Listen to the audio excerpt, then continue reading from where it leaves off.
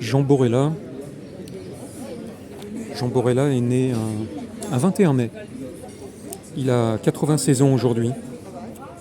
Il est bel et bien vivant.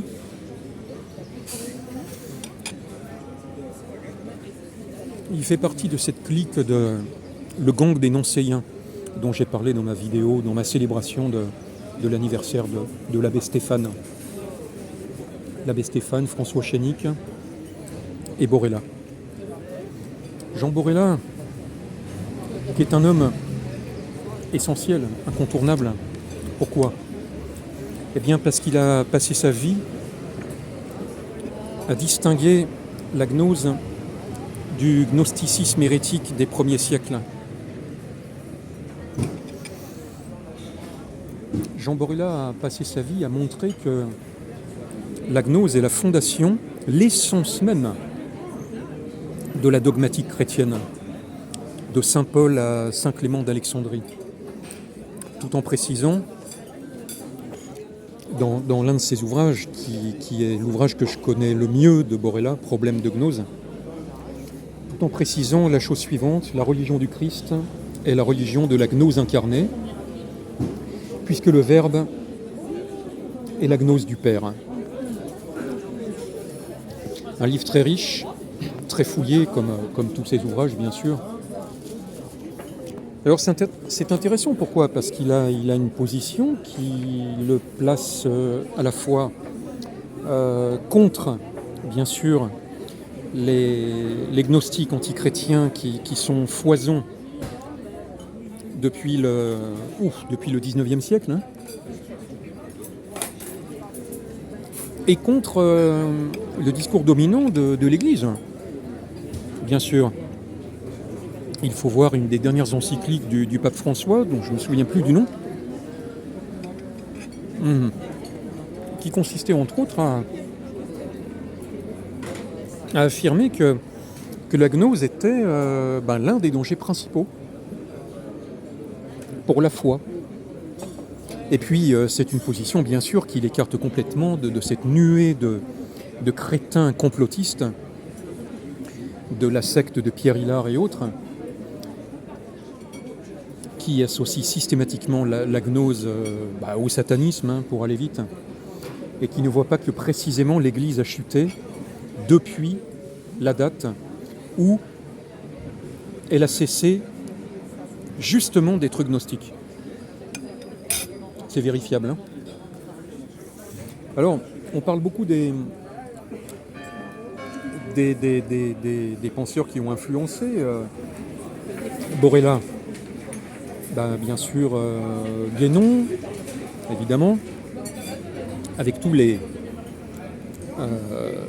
précautions que Borella ne cesse de prendre, hein, vis-à-vis de la pensée guénonienne. Raymond Ruyet, bien sûr. Et on parle un peu moins de Platon, curieusement. Je ne sais pas pourquoi. Borella se réclame ouvertement de Platon. L'idée de la gnose est celle d'une connaissance surnaturelle et unifiante de la réalité divine. Quelle belle définition de la gnose. Cette conception d'une intellectualité sacrée, c'est au fond celle que Platon et le néoplatonisme mettent en œuvre, une connaissance qui est une conversion. Voilà, tout est là. Une connaissance qui est une conversion et qui engage tout l'être. C'est ce que n'a cessé de rappeler Roger Gilbert-Lecomte, hein. De telle sorte que les degrés de connaissance sont autant d'états de l'être, hiérarchiquement ascendants. Voilà, donc c'est dans la lignée de Platon. Pourquoi est-ce que je mentionne Platon ? Parce que selon de nombreux auteurs, Platon est né un 21 mai également. Aujourd'hui, comme Borella, en 427 avant Jésus-Christ. 2357 ans séparent Platon de son disciple Borella. Voici pour finir un hymne splendide, magnifique, qui se trouve à la fin de cet ouvrage. Il s'agit de l'hymne à la Sainte Gnose, d'après un manuscrit anonyme qui date au moins du XVe siècle, découvert par Thomas d'Arezzo, en partie traduit par Jean Borella. Et voici que la crainte de la loi est chantée, la grâce des prophètes reconnue, la foi dans les évangiles affermie, la tradition des apôtres conservée, que la grâce de l'Église bondit d'allégresse. Cette grâce ne la contriste pas, et tu connaîtras les secrets que le Verbe révèle par qui il veut, quand il lui plaît.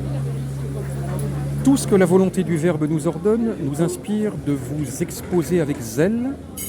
Nous le partageons avec vous par amour pour la révélation que nous avons reçue. Approchez-vous, prêtez une oreille docile, et vous saurez tout ce que Dieu accorde à ceux qui l'aiment véritablement. Ils deviennent un jardin de délices, un arbre chargé de fruits. À la sève vigoureuse grandit en eux, et ils sont ornés des fruits les plus riches. Car c'est là le terrain où ont été plantés l'arbre de la gnose et l'arbre de la vie. Mais ce n'est pas l'arbre de la gnose qui tue. Non, c'est la désobéissance qui tue. Car ce n'est pas sans raison qu'il a été écrit que Dieu à l'origine planta au milieu du jardin l'arbre de la gnose et l'arbre de la vie, nous montrant dans la gnose la porte de la vie. Les premiers hommes qui ne surent en user bien furent mis à nu par l'imposture du serpent. Car il n'y a pas de vie sans la gnose, ni de gnose certaine sans la vie véritable. C'est pourquoi les deux arbres, l'un près de l'autre, furent plantés. Cette signification, l'apôtre l'avait en vue quand, blâmant la gnose qui s'exerce sur la vie sans la règle de vérité, il dit « La gnose enfle, mais l'amour édifie ». Car celui qui croit savoir quelque chose sans la gnose véritable, celle à qui la vie rend témoignage, celui-là ne sait rien. Le serpent le trompe parce qu'il n'a pas aimé la vie. Mais celui en qui la gnose s'accompagne de crainte et qui recherche la vie ardemment, celui-là plante dans l'espérance et la promesse des fruits. Que la gnose soit unie à ton cœur, que le verbe de vérité en toi reçu devienne vie.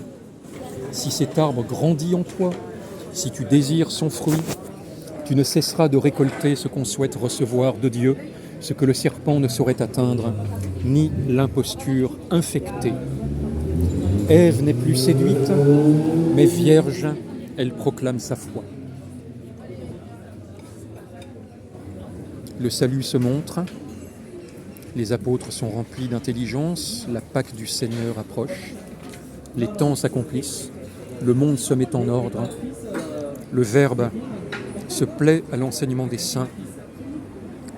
Par lui, le Père est glorifié, à qui la gloire dans les siècles des siècles. Amen.